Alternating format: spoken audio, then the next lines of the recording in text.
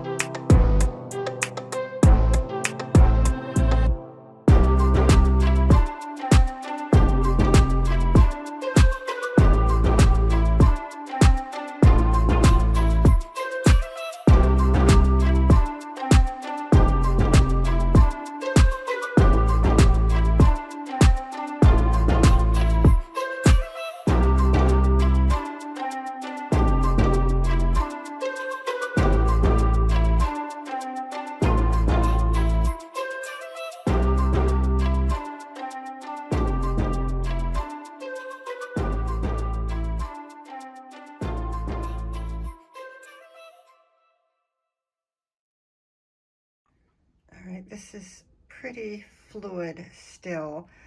So I'm going to have to end up spending probably the next 30 minutes or so manipulating this so that it flows the way I want. And, you know, I didn't want to disrupt those cells, even though they look a little funky in that spot. I need more splashes of white, but it is so wet right now that I just didn't want to add more white while it was this wet. So I'm going to have to wait a bit. I just like how it has blended with the sky. Oh, I'm sorry for the glare, you guys, but anyway, just trying to get that, and I got this, so I like it. I just have to make sure it pretty much stays the way it is right now until I could do some touch-ups. All right, I'll be back and show you the drier results. And now for splashes. Got paint on the end of this brush. Let's do some splashes.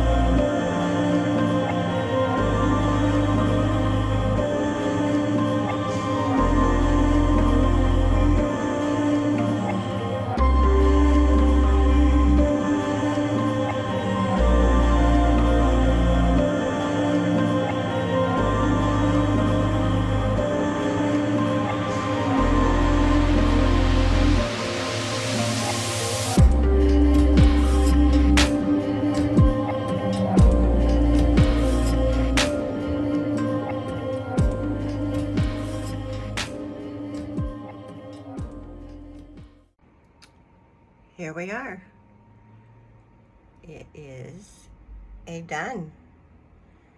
I had to wait for all that fluid paint to dry before I could add the splashes.